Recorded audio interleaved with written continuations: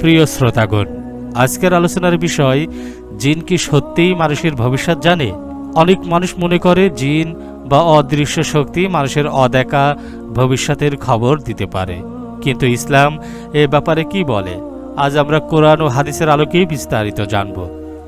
মানুষ স্বভাবতই ভবিষ্যৎ জানতে চায়।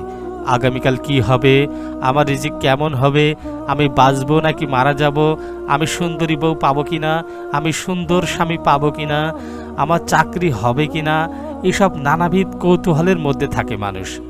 এই কৌতূহলের সুযোগ নিয়ে সমাজে অনেক কুসংস্কার তৈরি হয়েছে। কেউ জ্যোতিষীর কাছে যায়, কেউ কবিরাজের কাছে, আবার কেউ ভাবে জিনরা নাকি সব জানে। কিন্তু ইসলামের আলোকে সত্যিটা কি?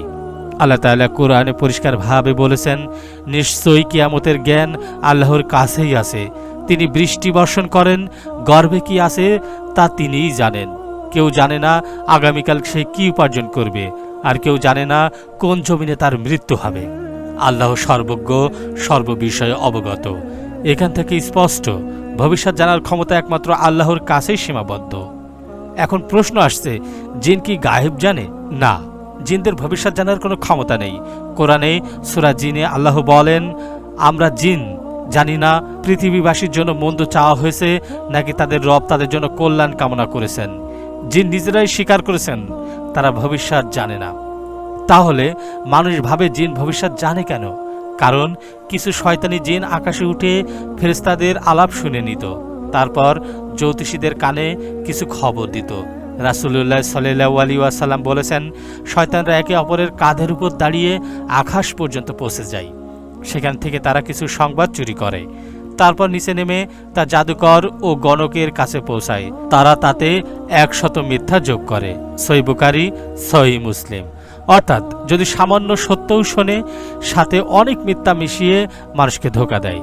মানুষ অল্প কিছু কাকতালীয় মিল দেখে ভাবে জ্যোতিষী বা জিন নাকি ভবিষ্যৎ জানে। আসলে তারা সত্যের সাথে অসংখ্য মিথ্যা মিশিয়ে দেয়। এভাবেই মানুষকে শিরক, কুসংস্কার ও বিভ্রান্তির দিকে ঠেলে দেয়।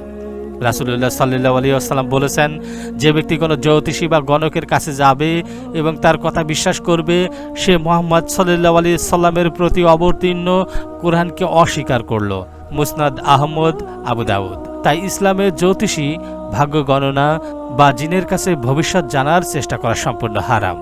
একজন মুমিন মুসলিম বিশ্বাস করবে ভবিষ্যতের খবর কেবল আল্লাহই জানেন। জিন মানুষকে ধোঁকা দেয়, সত্য জানাতে পারে না। ভাগ্য জানাচ্ছে ভাগ্য রচয়িতা আল্লাহর উপর ভরসা করাই আমাদের দায়িত্ব।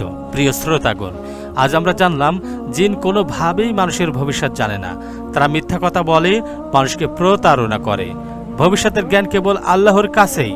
তাই আমাদের উচিত আল্লাহর উপর পূর্ণ ভরসা রাখা, দোয়া করা এবং নেক আমল করা। ভবিষ্যতের চিন্তা না করে বর্তমানকে সুন্দর করা।